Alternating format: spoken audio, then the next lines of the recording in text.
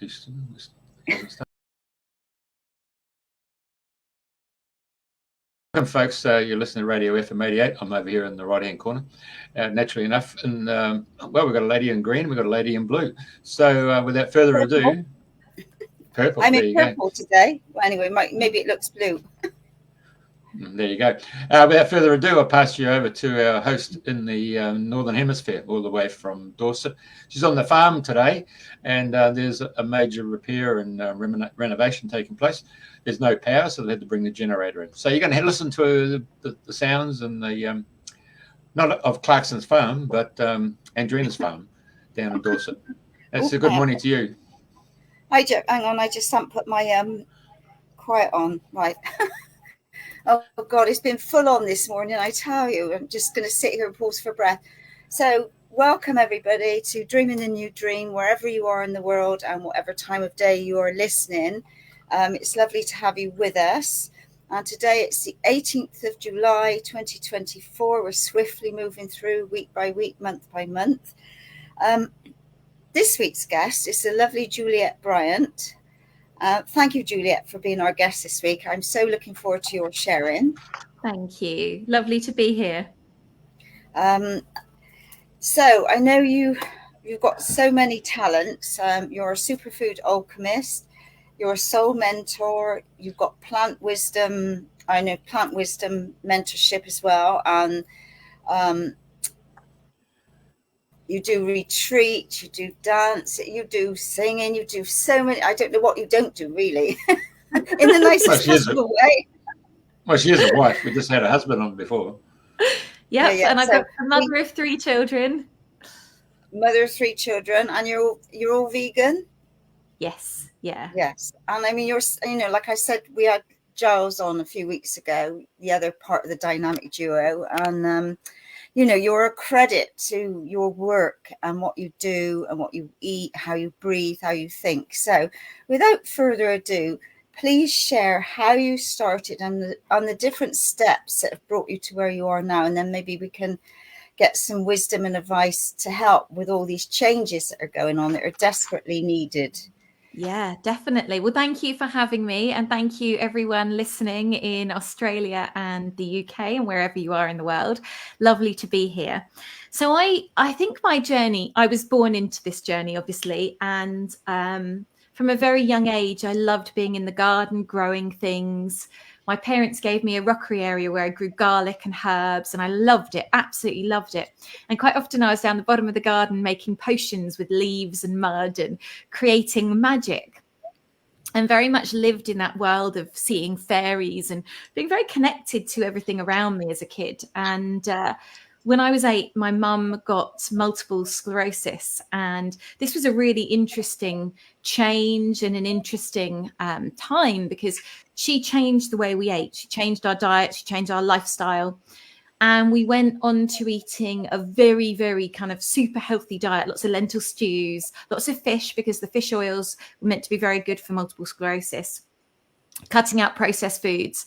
And as an 8-year-old, I didn't really enjoy that. It wasn't really that good fun. All my friends were having fish and chips and baked beans, and we weren't having that. I wasn't having chocolate. I was having carob, and it wasn't the funnest thing. But one of the things that happened that I found really, that taught me so much from what happened, was my mum explained as we were doing this why food was important, why we were making these changes. She had a book called The Vitamin Bible, which I've still got, 30 plus years on. And it talked about the importance of nutrients. And so she started to teach me all of this stuff. Now, as a teenager, I stuck my fingers up to all of it, as you do to your parents, and you rebel. And I ate loads of junk food and was like, we moved to America when I was 11, to Florida, because my mum was American, and the weather was nicer for her illness. And there was a top neurologist there. And so in America, food, junk food is so accessible. So I did go a little bit off the rails, I have to say. But one of the things that happened when I was in America was I went into this bookshop when I was, I think, 14 or 15. And it was like a spiritual bookshop, because I was always into, the magical realms of the world. I was always into, I could see and feel, and I was quite psychic as a child. and I used to like look at people's hands and read their palms, even though I didn't know what I was doing. And so I went into this bookshop, and this book fell off the shelf at me. It's called Essential Reiki.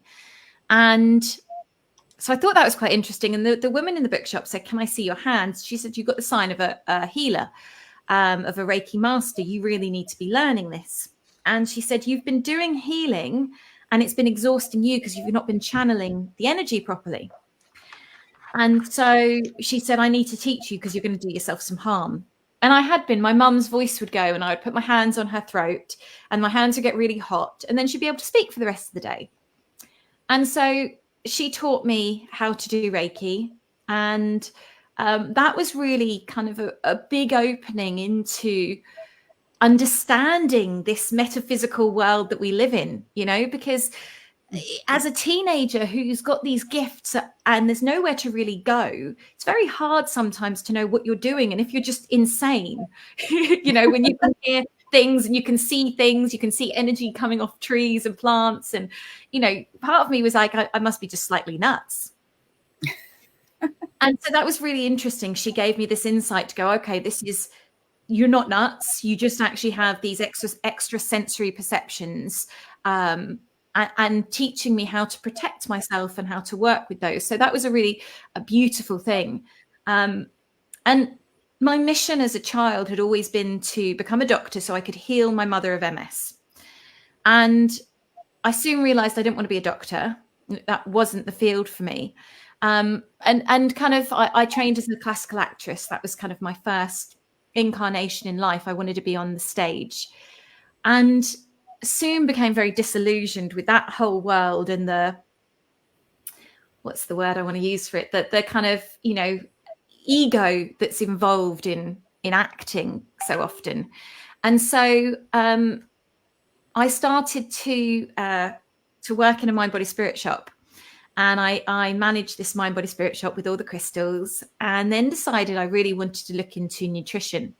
And at this point, I became pregnant with my first child. And it was really pivotal because I decided that I wanted to bring him up as a vegetarian. And at the time, so he's now 19, nearly 20, people were telling me he'd be brain damaged. Yeah. I thought, this is a load of rubbish. I know he's not going to be brain damaged, but I don't have the science behind me to prove this. So I started to study nutrition, and I was working as a healer. I, at that time, was doing something called Sekhem, which is an ancient Egyptian form of healing, which is very, very beautiful. And in fact, I did my master teachers with my oldest boy on my lap feeding as a 6-month-old baby. So that was quite amazing. But I guess all of this kind of journey brought me to the point, and it was really the birth of my son that made me understand that I wanted to bring him up in a different way. I didn't want to bring him up on antibiotics. I didn't want to bring him up in this conventional medical system. I didn't want to bring him up having Savlon and Germaline put on his cuts and grazes. I wanted to grow things and make my own medicines for him so that what he was having was natural, because this was like my primary drive, giving him the most amazing start to life I could, and keeping him protected from all of the toxins in the world. And that really propelled me into where I am now. Wow. Quite a long-winded intro. I mean, I could go on talking for hours about it all, because it's such a journey, isn't it? You know, there's always one step that leads to the next. Totally. So, so where would you like to go with this? Because obviously you do lots of things. Yeah. To bring your children up as vegans or vegetarians is fabulous. And I can remember my daughter at the table once, about 10 past 8 now, and she said, "What's this?" And I said, "It's lamb." She went, "What, sheep?" Yeah. You know, and I said, "Yeah," and you know, and her face, and I can't remember after that, you know, what happened, but anyway, and you know, no disrespect to people that eat meat, but there's more of awareness now of how it stays in the body longer and what it's doing in the body. And I think this is where you really need to educate yourself on your body and what you're eating and what you're putting in. And it's like some of these packets now, you know, I've seen stuff that says plant food, and you read the label, and God, there's I don't know where the plant is in the food, but there's just so much in there, and it's not, none of it's natural. And yet, you know, people think, oh, it's plant food, it's natural, but it's not. You really got to have an awareness of food these days, and you know what you're putting in and the effects it's having on your body. Totally. I think when my oldest was born, my push for organic was so huge because I started to research the toxins that go in non-organic food, and it was huge. And I thought, you know, this is so important above everything else. Eating organically is one of the most important things we can do. And, you know, people often say, well, like, why does it matter? You know, why do you need to eat organically? There's not more nutrients in organic food, because they've done some studies that show that. And it's like, well, there may not be. I think there is. But the thing is, you're not being filled with toxins. The picture that's up at the moment is some of the raspberries and loganberries and black currants from our garden. So a real passion for me has been growing food as much as I can. And now more than ever, one of the things I like doing is growing medicines, because you know, we don't know what's going to happen in this world. You know, we've become so reliant on ordering things online and going to the shops and handing over our power everywhere we can. But when we go back in how things used to be done, people would forage. People would look to the earth for the solutions. And more, this has become a huge emphasis for my life. It's like, let's look to the earth, because all of the answers are in the earth. So how can we connect into the earth and find these solutions? So for me, one of my missions is to get some land. We've got a beautiful garden, and I'm very blessed with the garden, and I grow lots of medicinal plants here. But I would love to get some land that could be that could be really, the aim of it could be to grow all of the medicines that we need, so that people, a community space where you also then teach people how to make their medicines. Because this used to be taught by our parents and our grandparents, and my parents didn't teach me any of this stuff. They weren't into any of this. My mother was New York Italian, and my father was British, but they were both not of a kind of generation that made remedies.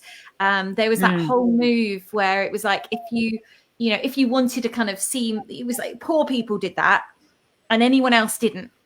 And now obviously it's moving back, and it's coming back into fashion, if you want to call it, like, you know, making elderberry syrups or making, you know, rosehip syrups, all these amazing remedies that are so effective. That's a beautiful thing of cacao there.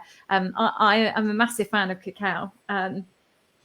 But for me, the emphasis is really like, what can we grow? What can we forage? How can we start to listen to our bodies and to the earth? And you know, people go on about the climate change and all of these different things, but actually the earth is fine. You know, what we need to do, we need to start listening to the earth and remembering that we're part of this earth, not separate from it. Exactly. Yeah. And I mean, there's, maybe I'll get you to do some simple stuff for people that want to start and don't know how to start or where to start. But, you know, like for me, like, you know, it's like I hadn't done foraging till I'd come living on the farm, and I've been here nearly 3 years now. And, you know, I've seen the fungi, and I've seen different colored mushrooms and things that I hadn't experienced in other places. But like, you know, just going picking the nettles and having nettle tea. I just love nettle tea. Yeah. It's just and it's so rich and so good for you. And that's just one example. And I know my friend picked some rose hips a couple of years ago, and she made a syrup. Oh my God, it was divine. And rose hips are an amazing source of vitamin C. You know, it's like, that's our native vitamin C, as are plums. You know, plums are a rich source of vitamin C. Blackberries are a rich source of vitamin C. And what I think is so amazing is if you look to nature, as the seasons change, the medicines that we need are presented to us. So it's like spring comes, people have been more sedentary over the winter, and so maybe have a bit more weight, their liver needs a bit more cleansing. And so what's the first things that come up from the earth? Well, your dandelions, your nettles, all of these spring tonics to give your body a detoxification, to clear you out so that you can be in a great space for moving through the season. And then it's like, You know, in the summer, you've got lots of foods that are rich in nutrients. You know, there's an abundance of berries and things like that. And then you start to move to autumn, you get the blackberries, you get the elderberries. Both of these have this purple pigment. It's called anthocyanins. And the anthocyanins are immune boosters. So they help support the immune system. Why do you need that? Well, the weather's about to change. We're about to go into autumn. Yes. So it's like that preparation, nature's saying it's time to prepare. Let's up your vitamin C because it's going to get colder. And, you know, when we can start to read these signs in nature, it's absolutely amazing, because we start to work in tune with our environment, as opposed to being these separate beings who are living under strip lighting with concrete, all of these things that actually stop us from recharging and connecting into the truth of who we are. Totally. What was I going to say there? So, because I know there's like we're in the greatest time of history. We're in this big shift that's sort of going on, if you like. And more people want land, they want community, and they want togetherness rather than how they've been going along on their own. Or, you know, like for me, being on the farm is lovely because there's goats, sheep and horses and chickens, and I love it. But I can't grow anything around by me because, you know, they'll just eat it. So I've been a bit restricted. So, you know, when I go anywhere and do a bit of gardening, I love it. It's just getting back to nature in the soil. So and I can't really do anything in pots, and that's fine. I've accepted that, but I found ways of complementing things where I am. So, yeah. And like you say, it's listening to the earth, the seasons change. And, you know, we've been given all the herbs, and I love, like, I can see all the berries are coming up now. And I just love going around picking all the berries. And, you know, there's an apple tree here, and it's got the most divine cooking apples I've ever tasted. And I tried to store them one year, but I didn't do it properly. So, of course, a couple must have been slightly grazed, and I lost a lot of them. So I did a smaller portion last year, and same thing happened, but I managed to save like two-thirds of them. But yeah, so keep going. What else would you like to share that can help people now? So the thing, what I felt recently is, you know, my work has really shifted over the last few years. So, you know, I trained as a nutritionist, worked as a healer, and I've been speaking, you know, around the world for many years about health and well-being. But what I really started to get into and feel more and more was this desire to guide people on a much deeper level into the earth, to really help people to remember and to start listening to the plants. So all plants can communicate. It's like all of life can communicate.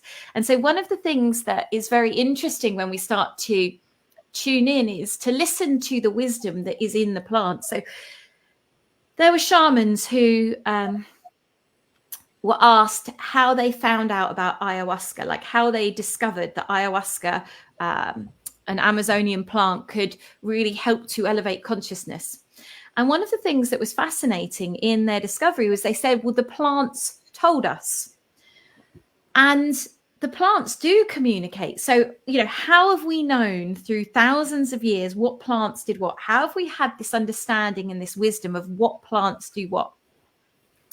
Well, because they've communicated, and we were able to hear this communication. And it's only now that we've kind of stopped being able to listen, because we've tuned those senses out. And so I really got onto this mission of guiding people into the wisdom of plants.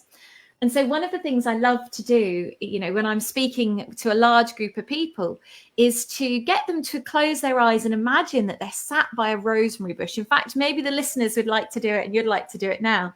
So just imagining that you're sat by a rosemary bush, and you run your hands through that rosemary bush, and you take a deep breath and you smell that rosemary. Can you smell it? It's there, isn't it? Now, what's amazing is that rosemary isn't actually there physically, but yet we can connect into it. And there's a few steps. We can connect to it because we know what rosemary smells like. So we've smelt it before. So we have a place in our brain where we've stored that memory. Okay, this is what rosemary smells like. So it's this recall. It's like muscle memory. So we can bring that energy back in. That's one level of it. And on another level, because we've developed a relationship, a connection to the rosemary, we can work with it energetically. Now, I discovered this when I was pregnant with my first child. I was doing a 2-year crystal healing diploma course. And after the first year, I got pregnant and couldn't be around crystals. I just couldn't cope with the energy. And so I thought, how am I going to work with crystals if I can't be around them? And, you know, I was quite, at the time, I loved my crystals. You know, I loved being around them. And the crystals spoke to me and they said, you don't need us. You just need to think of us, and that energy, that vibration will come in, because ultimately we are all vibration. So everything is vibration. Vibration is sound. So ultimately everything is sound. So when you think about a type of crystal, or when you think about a plant, you're tuning into its frequency. It's like resonant frequency, and you can bring that into your body, and you can have that working on you energetically. And I've worked with so many people like this, and it's phenomenal what you can do and how the healing can work. It's just like how healing works over distance. There is no separation between anything. And so this understanding has really started to inform my teaching. So I'm currently running a plant wisdom mentorship program. It's a year program where I guide people each month into a different plant. So this month we're looking at rose. So we spend a whole month just diving into one plant and understanding what that plant is, what it's saying to us, what it's communicating. And so we can develop that relationship, that friendship, so that we can start to really build up this toolkit, because this is what we need right now, a toolkit of things that our intuition, our body can go, I need a bit of this now, I need a bit of that. Because one of the things that I've really realized is, you know, we are being bombarded at the moment by geopathic stress, by EMFs, electromagnetic frequencies, by solar activity, you know, these solar flares, the geomagnetic storms, by chemtrails, by toxins in our food. You know, Bill Gates recently said that they're going to spray mRNA into the atmosphere for those who are vaccine hesitant. You know, he's been saying they're putting it on food. So we've got all these things. We've got the cloud seeding where they're blocking the sunlight, so we're not getting the sunlight that we need. So we've got these layers of toxicity and attack on our system.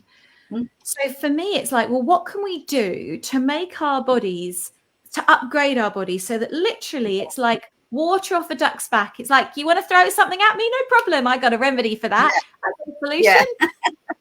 Next. Exactly. It's like, how can we just keep going? Okay, that's fine. You just got to keep. So we're just going to learn to be fluid like a river and just create a new pathway that's not going to be affected.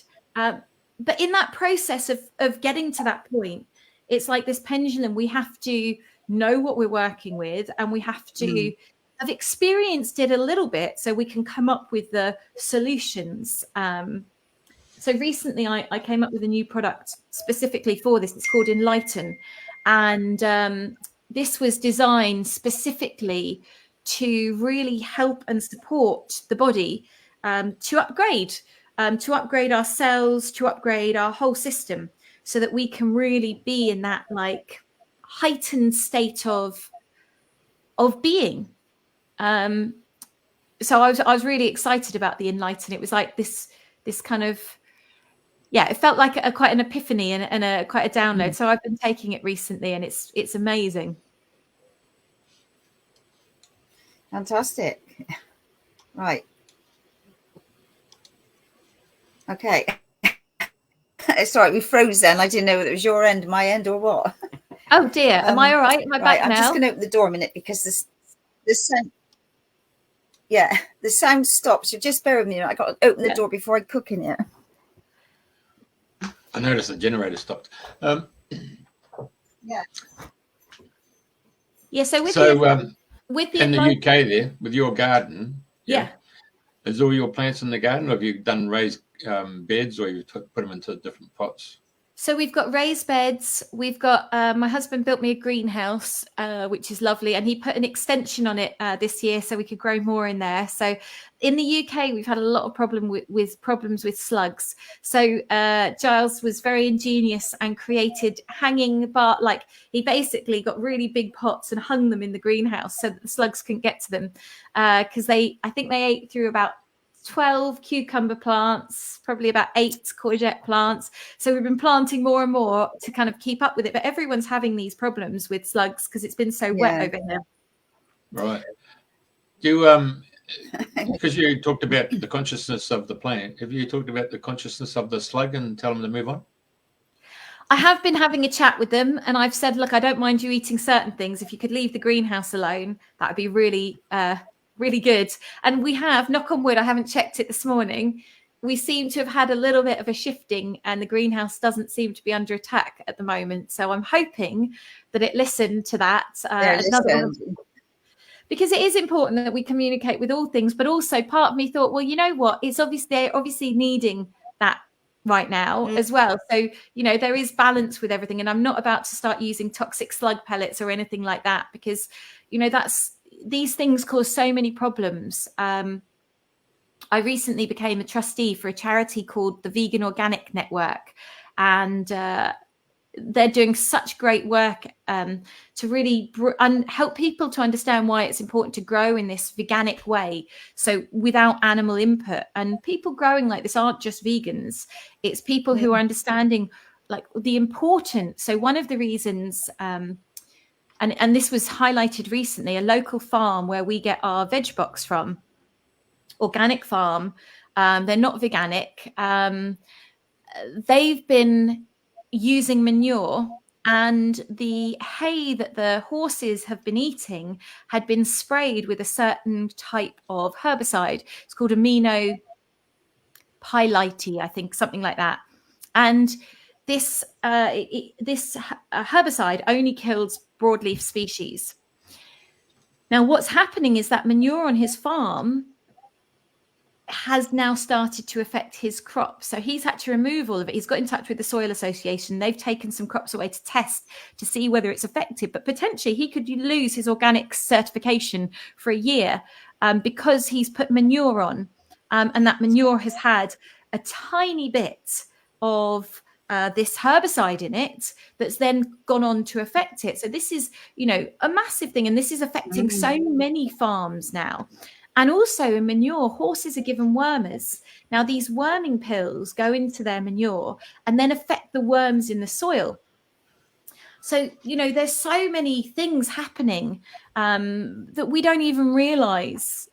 You know, we think we're doing something right by using manure because it's free and it's amazing for the ground and the crops. But it's got these other added things in, because now we live in such a world where pesticides and herbicides and fungicides and worming things are used so prevalently. And it's like, well, what is the effect of these things on our system? Like, you know, where is the long-term data saying whether these things are safe or not? And now you're seeing cancer cases rising. We're seeing, you know, heart disease rising. We're seeing diabetes rising. All of these incidents of things on our health that are on the rise. And it's like, well, yeah, because look at what's being put into the food that we're eating. You know, look at the things like there's now a peel, which is a natural coating that they're putting to keep food lasting longer. So it goes on lemons and apples and oranges. This stuff is toxic. But if you look at it, the way they've worded it, it looks like it's natural. So, you know, people are being told not to eat sugar, so they're eating aspartame, which is a neurotoxin. You know, we're being programmed to look at things and go, I can't eat that because that's fat, and fat will make me fat. But actually, fat is essential for every function in our body. So, you know, we can't eat salt because salt's bad. But actually, what happens when you go to hospital? You get put on a saline drip. Yeah. Salt is essential for life, but the table salts and things like that that are being used are toxic. So there's this whole paradigm of everything that's healthy being almost like thrown on its head and swapped around. So people start to think it's not healthy. And we got to really look to break out of this. Someone put a comment up saying copper's really good for slugs. Yeah, we've got copper pipes on some of our plants and it's been working really well. Yeah. Hey, we had this lady here in Australia, Bronwyn Holmes. So her grandfather invented this product. So what you're seeing is 1 litre, and you can see that when you squeeze it up into that little component there, you can mix. It's 60 to 1, so you could actually get 60 litres for one of these. And it's it gets into the plant. You spray it on the plant, or you can put it into the earth. And what it does, it gets into the earth and starts the live microbes and starts to regenerate the soil. Brilliant. We make our own fertilizer here, which we use nettles, comfrey, seaweed, menstrual blood, and male urine. And that's an amazing combination for the soil, for the plants. You know, they're all thriving on that. And if you don't have men's urine or menstrual blood, you could just use nettles and comfrey. They work absolutely incredibly as well. So it's like, you know, finding these other ways that have been done for such a long time already to revitalize the earth. Right. Hey, because I know sometimes the placenta is actually used too. When you had the Mary guy come on, and he explained that they put in fruit trees such as oranges and lemons and grapefruits, and they use the placenta. And I don't know whether it's the pH or the richness of the blood, but I mean, the old days was blood and bone, isn't it? Yeah, well, it's all the nutrients in the placenta. We used our placenta, and we put that for my middle son. I put the placenta under an apple tree, and then I made a remedy with the first apple for him. So I made a tincture for him with that. And then with my third child, with my first, I didn't know anything about this. I was just waking up to all of this stuff. But with my third child, I ate some of the placenta in a berry smoothie, to really recharge me, because that's what animals do. They eat the placenta. And then I had a lovely woman who came and took the placenta off, dried it, and made it into pills for me. And I took those, and then I've got some in the freezer, actually, because they're very good for menopause. I might start taking those soon, actually. They might be helpful. But they were an incredible support for me in those first kind of couple of months after giving birth, to balance my hormones and my mood. You know, it's absolutely incredible. Nature is such a phenomenal thing. But what a shame that we are not taught, or the professions aren't taught all these wonderful things. You know, it's like, you know, they still get you laying down to have a baby, you know, if you go to hospitals and all these, which is going against gravity. And there's just so much. And it's like more. Yeah, but that was because of King Henry VIII. King Henry VIII came up with that one. He wanted to see the live birth of his child, so he got his doctors, and the doctors come up with the bloody syrup system so he could watch it. It's definitely designed by a man, I think. But I was very blessed. With my third child, I had a home birth. Jeffrey. And it was amazing. We sang through the birth with my second and third child, you know, and it was an incredible thing to really bring in that sound and to allow the body to do what it wants to do. And I think what you said, you know, we're not educated on these things, but it's our responsibility, I feel, to educate ourselves, to start thinking outside the box. You know, the education system is amazing on some levels, but it's also programming us not to think and to just listen and regurgitate. That's what a lot of it's about, regurgitating the information you're given. And what I love, it was great, in all my children's report cards, it always said how they asked lots of questions and asked why and thought outside the box and were kind. For me, this is such an amazing thing, to have this free thinking of like, well, why does that work like that? And how can we do things differently? And I think this is where we can really look to the younger generations now to start helping us to repair the rut we've gotten in so much of life, because listening to their ideas, you know, the children are the teachers, and listening to, you know, when you look at kids, they love going outside, they love being in nature, they love that connection. And if you follow them, they've got such an inquisitive nature. What does this plant do? Can I eat this? What's this for?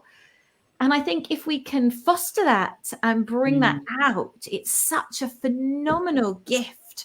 And one of the things I love doing is you know, taking kids out on foraging walks and showing them what's around them, and showing parents as well, because everyone's like, wow, you know, there's so much in such a short space of area that we can access that we can make healing balms from, that we can make cough medicines from, that we can make stuff for our stomachs, you know, all of these incredible remedies. And it's that listening and that looking and that childlike inquisitiveness that we need to bring back for all of us. Because we all know when we've sting ourselves, you find a dock leaf.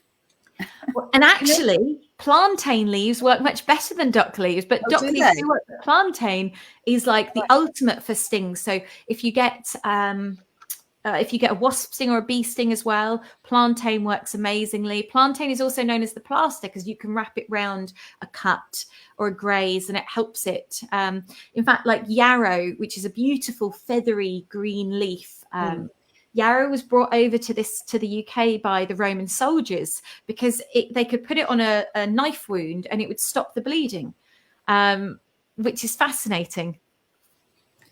Amazing. Yeah. So as I say, we haven't got it left. Jeff can find a picture of yarrow. I know what it looks like. Someone just said, I've noticed my grandchildren are so aware of nature and the planet's health and passionate about saving the planet. I'm so proud of them. Yeah, the kids are so aware. And I think one of the things we've got to be careful with them is, you know, with the planet, for me, I believe the planet doesn't need saving. We need saving. Because the planet's exactly fine. But our impact on the planet, you know, having less of an impact. But we're part of this beautiful earth. So it's like, I think for me, that respect for nature is so important, and fostering that respect. And that comes, I think, a lot when you start to forage and you start to grow your own food, because you develop a different respect for nature because you're not just using it and taking from it. It's that giving back. It's that reciprocal relationship. So coming into relationship with the earth, I think, is such a beautiful thing to do. And that's what I'm all about, coming into relationship with the earth and with ourselves.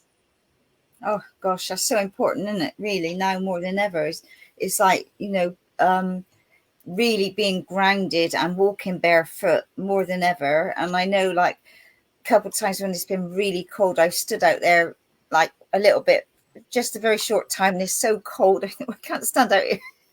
But then I was with a friend last week and we were in the water and I said, I'm going to take my shoes off. So I got my grounding shoes on. I said, oh, have you? I said, well, they look nice. You wouldn't have known they were anything different. Right, there's a picture of yarrow. Beautiful little flowers, eh? Yeah, yarrow is amazing. You can use the leaves, you can use the flower. Yarrow is incredible. It's really, really beautiful. And what I love eating is oh gosh, what are they called? Nasturtiums. Yeah, nasturtium, beautiful orange flowers. Love them. There are so many flowers that we can eat. It's quite remarkable how many flowers we can actually eat, how much we can tap into of nature that we've forgotten. So I like to grow as many things that are edible in the garden. It's like honeysuckle, the flowers, only the flowers are edible. They're beautiful. Violets, you know, little pansies, beautiful edible flower.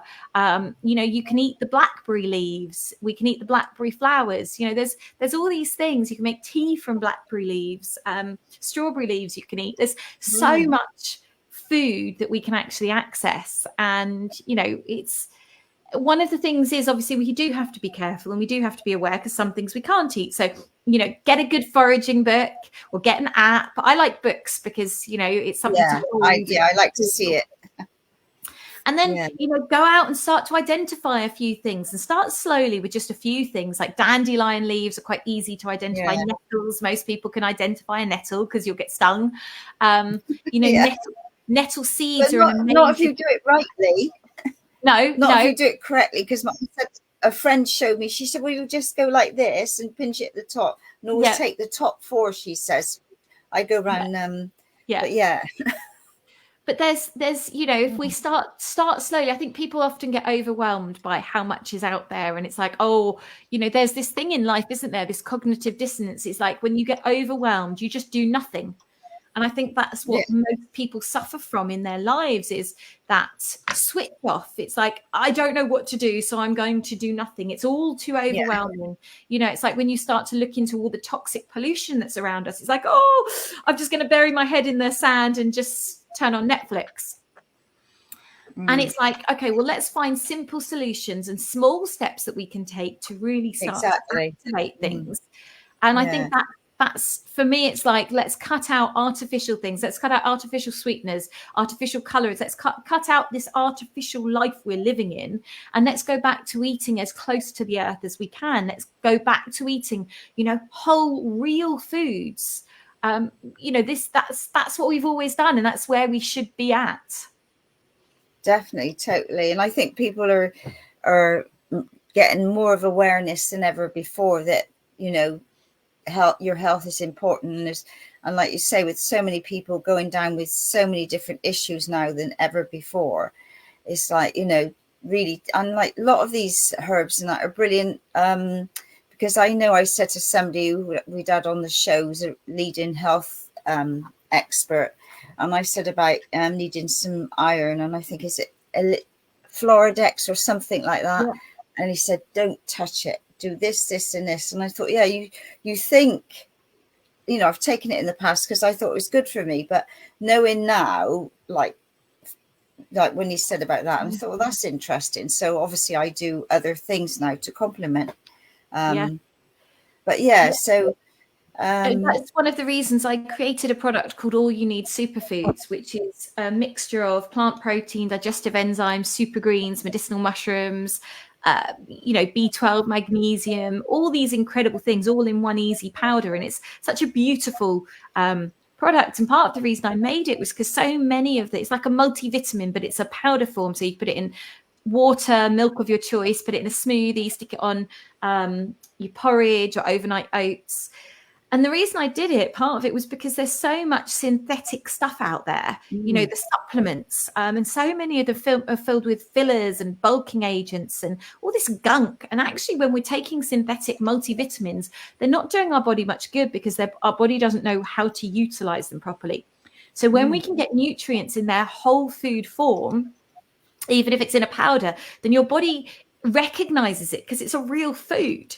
And so we can uptake things on such a higher level. And that's so important. You've got the natural forms of vitamin C like camu and rose hips and acerola cherry. And you've got it with the greens so that you absorb the ions from the nettle and the moringa. That's how we're meant to have things in these complementary ways to really support our health and our well-being. It's so important. And for me, I've created quite a wide range of products because I've seen by the people coming to me, I've seen what the needs are and seen what's on the market and thought, what, I want to make things that are made with love, that are organic, that are of the highest range possible so that people can really start thriving. So I think we got the link to your shop, haven't we? Because that sounds great, that you've put all these different things into one packet, because a lot of people say, well, I take 2 of these and I take some of these, and then I take some of that and a bit of this and a bit of the other. And I'm thinking, oh my God, there's just so many things. And they don't always agree and they don't always mix, do they? No. And I think another part of it that is, a really important part is the quality of these different things that we're getting. So the All You Need Superfoods, it's got its own website as well, which is allyouneedsuperfoods.com. And that's a really amazing product. And we've had so many incredible reviews. You can get it on Juliette's Kitchen in my shop. These are some of the other products that I make because I do a whole range of them. One of the things I'm really passionate about is working with medicinal mushrooms. So I think almost every product I've got has got medicinal mushrooms. The first one there is Zen Cacao, and you've got Supercharge up there, Awaken. So these are all solutions to kind of awaken and supercharge, like your coffee alternatives, using medicinal mushrooms and adaptogenic herbs that are going to support your energy without having caffeine in there. My mushroom tincture I made, which is that gold bottle up there. I made that a few years ago when my son was really unwell with his mental health. So he had OCD and anxiety and was really struggling with life. Couldn't get to school, was in a very, very bad way mentally.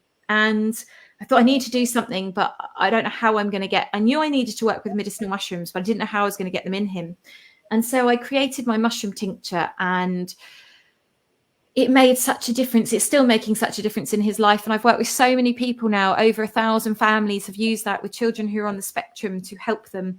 Lots of adults who've got ADHD and things like that have worked with the medicinal mushrooms and with my tincture and that combination, and had huge relief and an amazing experience, really connecting into the mushrooms, because they're such a powerful tool for healing.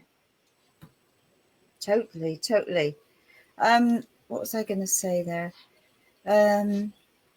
So that's fantastic. People can go in on your shop and link and purchase and what have you. So you also do a lot of women's groups as well, don't you? And retreats. Would you like to share a little bit about that? Yeah. So when I started running women's circles about 13 years ago. And part of the reason that I really got into running women's circles was because I lost my mother when I was 21. I don't have any sisters. I've got 4 brothers. So quite a male environment around me. And after my first child, I really started to understand and feel the need for that sisterhood and that coming together. And so I started to run women's circles and found them such a great support for myself. And what I really found was amazing was that when we come together as women, and we do it in circle. I think it's really important in circle. So everyone is equal. There's this equality and no one is bitchy. Everyone is coming together for the support of each other. And when we do that, there's such an upliftment for the soul. And then I found that when I was pregnant with my 3rd child, I was getting a lot older. And I really lost my drive sexually. And I'm quite a sexual person. I always have been. And I lost it, totally went. And so I started to realize that I needed to work on this myself. I needed to refine something that was going on within me. And so I started to do a lot of sacred sexuality work around, tantric breathing and stuff like that, just for me. So I could start to move and circulate the energy. And this was after he was born, not when I was still pregnant. And what I realized running these women's circles, that a lot of women have issues after they've had children with their sex drive.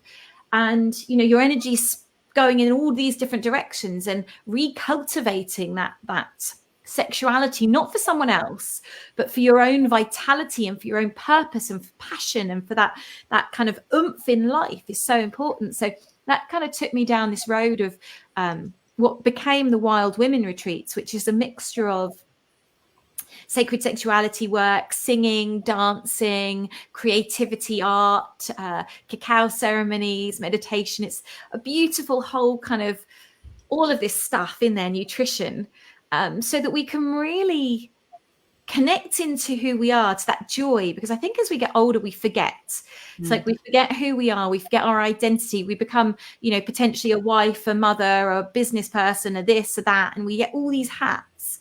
And it's like, yeah, but actually, who is Juliette? Who am I underneath all of these roles I've taken on? Like, what brings me joy in this moment? Not 10 years ago or 20 years ago, but now. Like, where is my joy? Where is my creativity?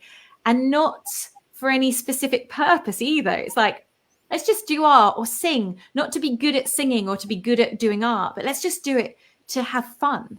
And so I run every 6 weeks from my home. I run a Wild Woman Retreat Day. And then we did one in April in Spain, which was amazing. And then in November, I've got a Sacred Goa tour, which is for women, where we're going to go to sacred sites, do Ayurvedic cooking and lots of amazing stuff. So that's going to be incredible. Really looking forward to that. So, yeah. Yeah, because I was nearly going to go on that one, but the Egypt one was calling me a little bit more. So I've booked for the Egypt. But yeah, definitely interested in going to India at some point. That's been on my list a while. So, yeah. There's so many amazing places in the world. Oh, God, isn't that just... So we spent 3.5 years on and off in India, and I spent time working with Ayurvedic doctors and learning from them. And it's such an amazing thing. We spent time in America as well with the Native Americans, learning about their system of medicine. And, there's such wisdom in these ancient cultures. And we need to, I think, look back to these cultures, because so much has been preserved in them, so much knowledge of the earth and this earth communication. And for me, that's my real passion, is that relearning how to communicate with myself and with the earth. And I think the wild women work comes from that. The creating of the supplements comes from that. The nutrition work, all of it comes back to that. Opening up my senses, opening and teaching other people to open our senses so we can perceive the wonder of this world, you know. Someone just said a lot of women after the menopause lose their identity. Totally, they really do. And I think that's a big part of my journey as well, of this, you know, my hormones are shifting now, and I felt this changing of my identity. And so having the work of the wild women work and the sacred sexuality work has been a massive support to have that anchor. You know, we've got this coming weekend on Monday is the Mary Magdalene feast day, and I run an online wild women circle. So on Sunday evening, we have our full moon circle online. And we're going to be celebrating Mary Magdalene and looking into all the kind of divine feminine, which is going to be really, really exciting. Yeah, because I got a friend hosting a day in Glastonbury on Monday as well. So I saw that there's an amazing thing in Glastonbury for Mary Magdalene. I was tempted to come down to that. Yeah, definitely. It looks quite something. But I think, you know, it's like one of the things that I do that I've kind of cultivated over the years is with the sound work. You know, I sing with Giles with the perpetual choirs, and part of my journey has been also listening to the song of the plants. I was sat one day with mugwort in my garden, and mugwort is an amazing mother teacher plant. And I was sat with mugwort and I said, I want to hear your song. I want to hear your stories. And I closed my eyes and I heard this song. Really? And it was so remarkable. And I thought, well, if mugwort's got a song, so do nettles, and so does everything else. So I started to listen to the songs of the plants. And when I'm making my remedy, so like Enlighten, which is my new one, which is a mixture of like reishi mushroom and schisandra and astragalus and incredible things, monatomic gold, frankincense, myrrh. When I'm making something, I can hear almost like the resonance of the different things as they come together. And then you know when you've got, that's it, super support, I call it. You know when you've got the right mix, because it's almost like this symphony opens out. It's like that beautiful cacophony of sound that erupts from when you bring the right ingredients together. And I think this is so important. And this specific product, the Enlighten, really, the monatomic gold, the frankincense, the myrrh, these things are so amazing for our immune system to really shift the vibration of our cells, you know, so that our cells are vibrating at a higher frequency. Okay, so Karen says her friend did some amazing cards around the Mary Magdalene.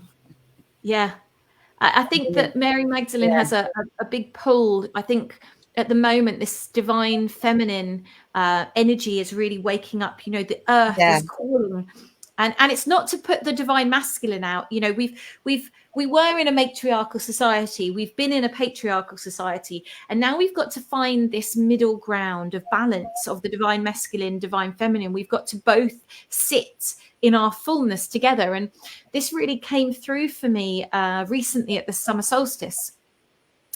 Because we had a full moon, which is the divine feminine, and we had the full sun. So the masculine at its fullest and the feminine at its fullest sat together at the same time. And for me, that was a really beautiful, significant thing of saying, you know, we have our aim now is to bring in this sacred union so that it's not about men, it's not about women, it's about us both being in our power, in our fullness, because then we can complement each other and support each other. And, you know, when I do my Wild Women Days, it's beautiful because Giles gets the firewood sorted. He prepares the space so that the women can then sit and drop into that like connection, because they know that they're held by the divine masculine. You know, I think this is such an important thing that we have this balance that has been so out of balance, you know, for so long. Yeah, yeah. Oh, totally. And like we are coming more and more into balance, little by little, day by day. You know, with the plants, with the earth, grounding, and just being as well. I mean, you know, I've spoken to you about the tooth infection, and I, you know, it's sort of I never sat, because obviously I couldn't do anything, so I was in a lot of discomfort, and I was just sat out on the grass, just watching the insects, you know, the few bees and that are around.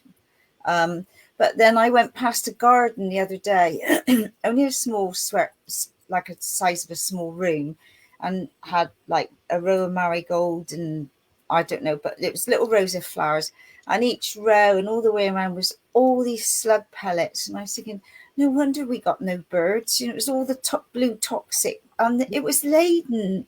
And I was, you know, people don't realise they're killing off all the insects, and you know, there are ways, finding more natural ways in that for these chemical stuff. And it's like somebody was saying about getting a spray for the dandelions in between the well, pour either, if there's too many to dig out, then pour boiling water on. You don't need to use horrible nasties. White vinegar also works amazingly on weeds. So that's, you know, white vinegar is an amazing thing for so many things and isn't harmful.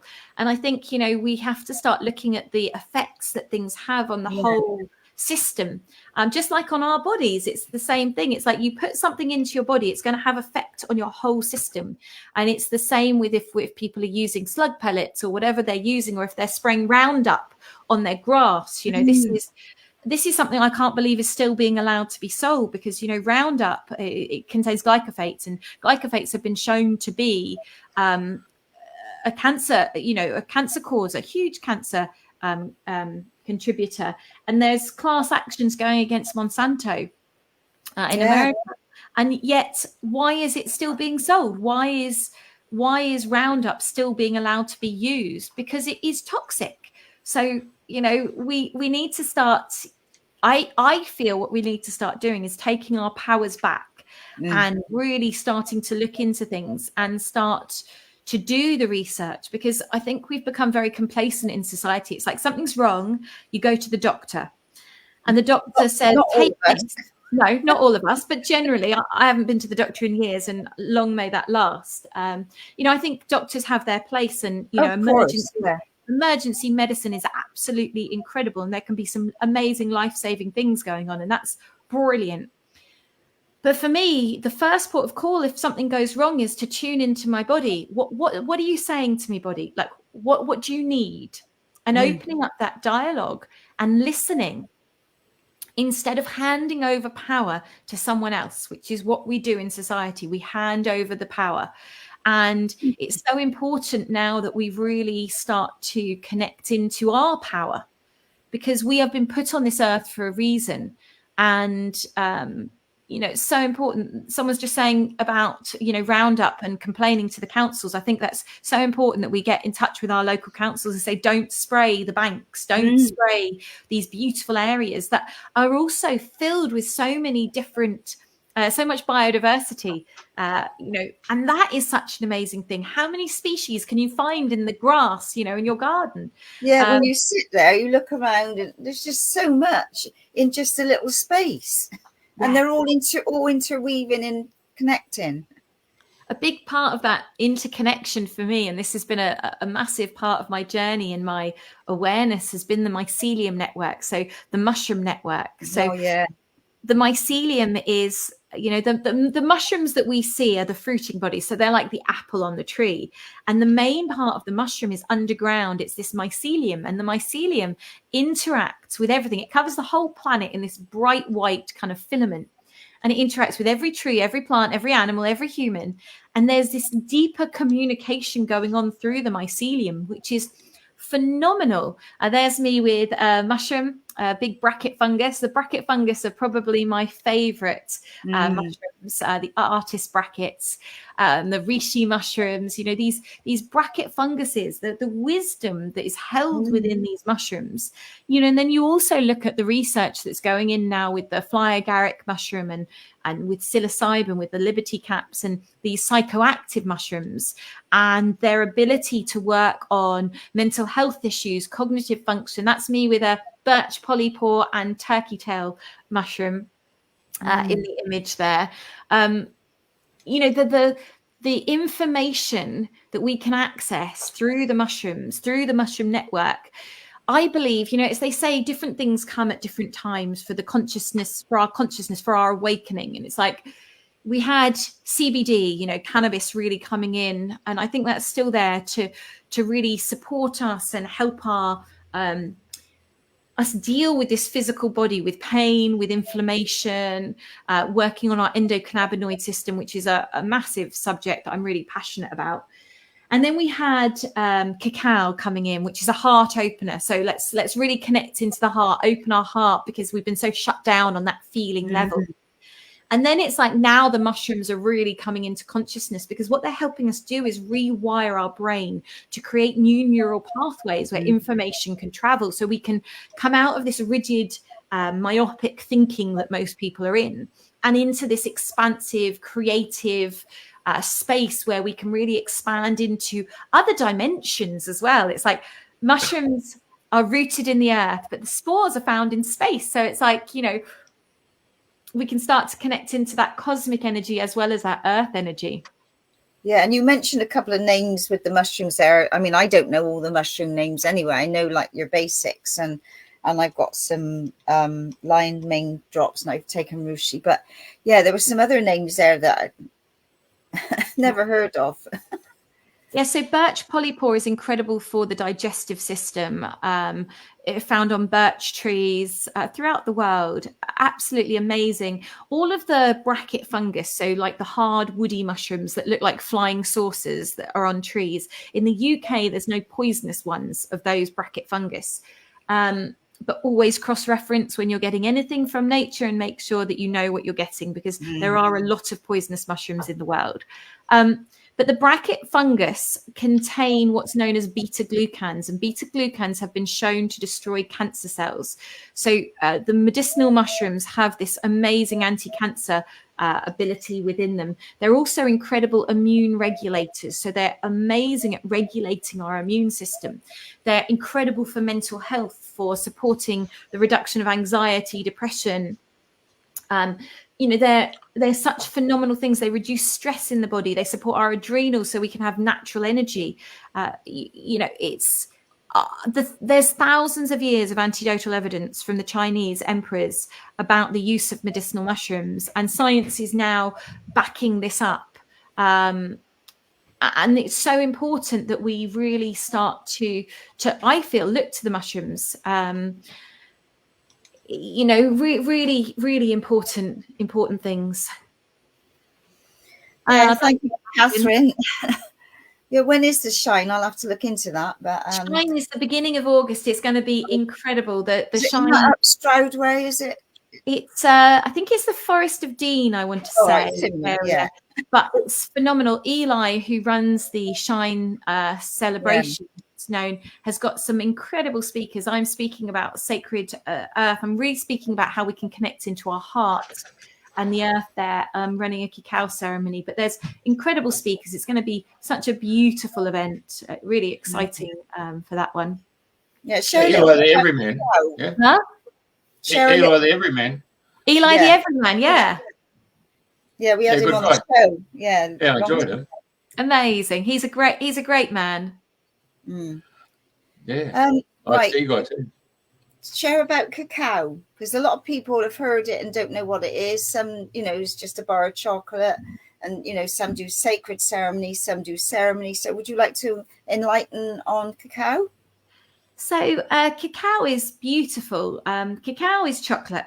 So the Theobroma cacao tree is from kind of South America, that it grows in India, Sri Lanka, it grows in warm climes. And the Mayans and Aztecs viewed cacao as gold. It had this same weight as gold. So it was highly revered. Cacao has 360 active chemicals and minerals and is known as the most complex food substance on the planet, most bioavailable source of magnesium. A phenomenal thing. When you roast cacao and mix it with sugar and dairy, it switches off a lot of the active ingredients. So we're not accessing the medicine of the cacao. The best way to consume cacao is like this in this picture, where it's hot, it's warm, because then the medicine goes in better into the system because the heat allows it to go in quickly. Cacao on an energetic level opens our heart. So it really connects us into the love that we are and the love that is all around us. And, I think if we could connect into that space of love more, there would be so much less fighting, so much less division, and this is what's going on in the world all over, division. And so connecting into our heart is really important. That picture is, I was doing a cacao ceremony recently at an event, a lovely yoga event. But when we sit with cacao and we set our intention, this is the important thing. It's like cacao is a tool that the earth has given us to connect into our intention of like, what do we want to bring into the earth and what support do we need?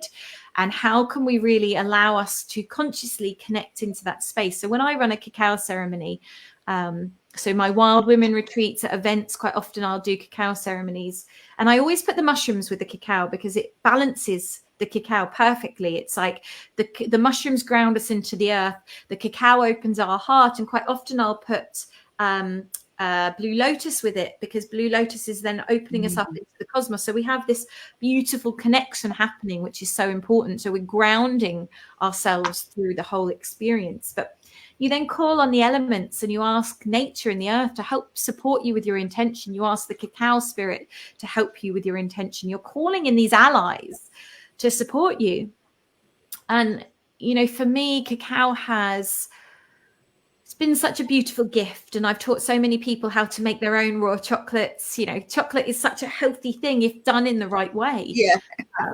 Not with all the sugar and the dairy and the rubbish that is put into most chocolates. And also, when we get cacao from places where they are really honoring and supporting these indigenous people to grow and keep growing in this beautiful natural way, as opposed to growing on like large scales for mass consumption, like a lot of the chocolate companies now are. So it's like looking to where you're getting, where are you sourcing your cacao if you're using cacao, so that it is ethical, so it is sustainable, so it is supporting and feeding cultures. This for me with anything that I get. So it's like I have a mushroom grower who grows all the mushrooms for all my products. So I know where they're coming from. I know how they're grown.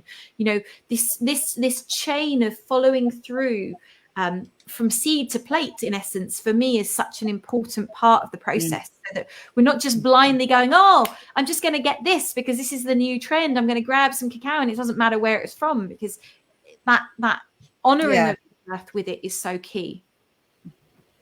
And that is it, is honoring everything we do. And like even being in the garden, when you're cutting down things, is sort of letting the plant or the trees know that you're coming around. And sometimes you see stuff ripped out and oh god, you just feel like it's been ripped out through the earth without any thought and consideration. But it's just getting people to just have more of awareness of what they're doing on everything, in life, what you're touching, what you're feeling, what you're hearing, what you're seeing. It's just really opening up your own being to all these wonders that are around us. Exactly. Someone just asked the question, is it okay to have the cacao with coconut milk or oat milk? That's fine. It's the dairy that has an interaction with the cacao that causes it problem, and the refined sugar. So you could have coconut sugar or maple syrup, your raw local honey, these things that are fine. It's the refined side of it that you don't want. And I think what you said is so true. It's like in the old Celtic traditions, if you were making, let's say you were making a wand or a staff, what you would do is you would ask the tree spirit to leave some of its spirit in in the tree itself. So this is actually in Malvern, this tree here. This is the center I of just seen Giles sat there. I didn't see him. I was looking at fungi up the top here. This is actually the center of the perpetual choirs in Malvern. This is the white-leafed oak. Unfortunately, it's now burned down, but it's a very special tree. But you know, big what fairy, isn't it? Yeah. Big fairy there. Yeah, big fairy. I think it might be more of a pixie or an elf. Yeah, that's right. Mischievous Pan. But what they used to do in the Celtic tradition was they would ask the tree spirit to remain when they chopped a bit of it down. So because they would say, I would like to use this wood to make a staff. Please, can you leave your spirit in this tree so that it's then known as an imbued item? And so when we make things from it, so if you're gathering medicines, let's say you're gathering elderberries, if you ask the tree, please, can you leave some of your medicine in these berries so that I can make medicine to share with my friends and family? The potency of that medicine is so much greater than if you just chop it down and take it without asking that permission. It's having that that balance that's so important. Catherine is a beautiful woman. She's just said, I feel very fortunate to have met Juliette at Health Foods in Fulham many years ago. She was organising Mind, Body, Spirit festivals and I was practicing homeopathy. We both have a love for plants, good health and good food. What Juliette shares really works and uplifts people's life. Catherine was instrumental in my awakening because I had just had Samuel and my oldest boy, and he'd had the first lot of vaccinations and I didn't want to do it and I felt so unhappy and I didn't have the support to know what to do. And I went into the health food shop and I said, I don't want to give him his next vaccinations, but I don't know what to do. And Catherine was there and I said, and I want to detox him from what he's had. And she said, we can totally do that. And she said, you don't need to vaccinate him. And she gave me a book on vaccinations. And I saw her and she gave him a homeopathic vaccination for the MMR instead of him having the one that the government gives you. And she set me up on my journey to go, I've got this, I'm in my power and I can choose what I do for my child's health. I can make that choice from an informed space and I can stand up to any medical profession and say, it's okay, I'm great, thank you. He's already immunized. Yeah, totally. I met Catherine. Oh God, I don't know. I've stayed with Catherine a few times over the years. Must probably go back 20 years. I can't remember now. It's been such a long journey. But yeah, wonderful. Hey, remember we had Holly Hunter on, a woman who talks to trees? Remember she was telling us the story about in the African savannah and talking about asking the trees for permission. This story relates to the animal kingdom and it relates to the giraffes. And so the giraffes would come in and they have this particular leaf that they love. And they start eating this leaf. And the tree then goes into, I'm under attack. And so it then starts producing a toxin that comes out through the leaves. And it also can bring it out through the actual bark. But in the meantime, now the giraffe is, obviously chewing away and then starts moving off. But that network of trees, that species of trees, the scent gets carried in the wind and goes downstream to the other fellow species of trees. And then they realize they're going to be under attack as well. So they start producing the same toxin. But the giraffe is intelligent enough to break and enter. He's a criminal. He goes upwind. So those trees upwind don't even know that the other ones have been under attack. It's a really interesting dichotomy between the trees and the giraffes. It was just an awesome story to share tonight. Thank you very much. It's amazing, this interaction and interplay of nature. Someone was telling me the other day that, the aphids come onto plants to eat the toxins. So when the plant is growing in toxic soil, the plant is pulling up the toxins from the soil to basically clear it from the soil so that it's growing in a better condition. So it's clearing it through it. And the aphids are eating this toxin off of the plant to support the plant.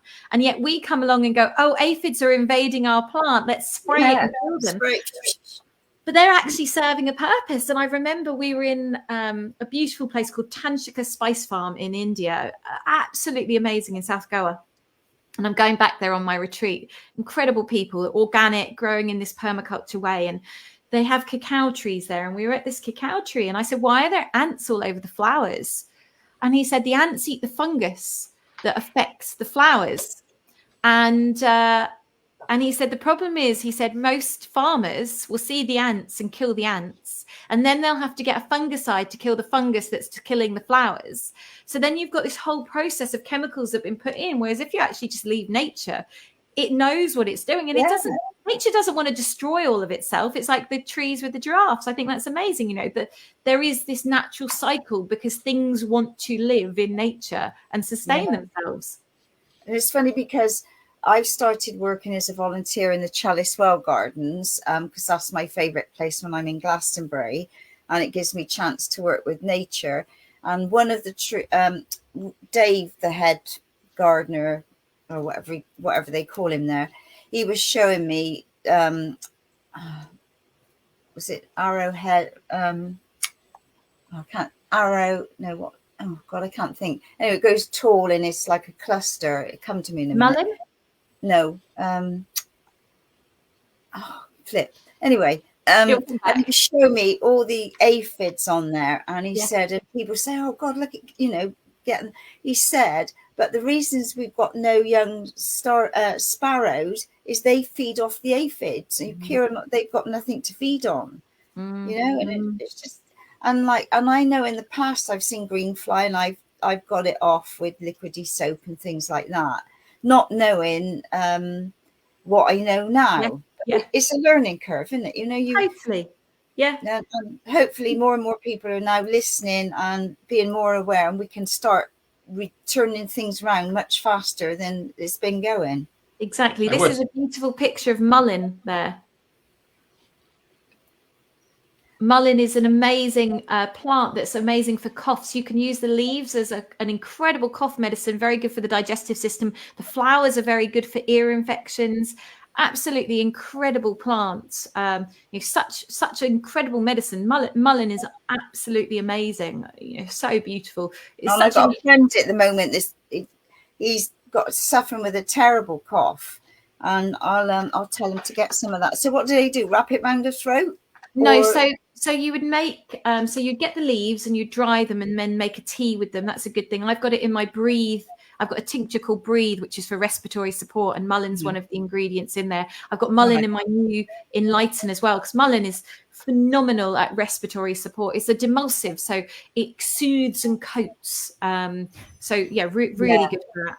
No, I'll mention that. Okay. Well, I know time is moving on, and I could talk to you for hours about all of these things because you've got so much wisdom and knowledge to share, and you vibrate, you're passionate, you walk your talk, and this is who you are. What we see is what we get. So you've honestly been an absolute delight. I've thoroughly enjoyed listening to your sharing, and perhaps you come back with some more wisdom later on in the year for the autumn. Well, it's not that far away, really, is it? No, that would be lovely. Thank you so much for having me on as well. Really enjoyed it. No, it's been an absolute delight. So thank you everybody for tuning in to Dreaming the New Dream this week, and same time next week. And we've got a very interesting guy next week, and each person's unique in their own way, and we love what they're all dreaming the new dream and helping humanity. So on that note, thank you everybody, and have a beautiful week. Thank you. Bye. Bye. Thank you, Jeffrey. Yeah. All right, love you.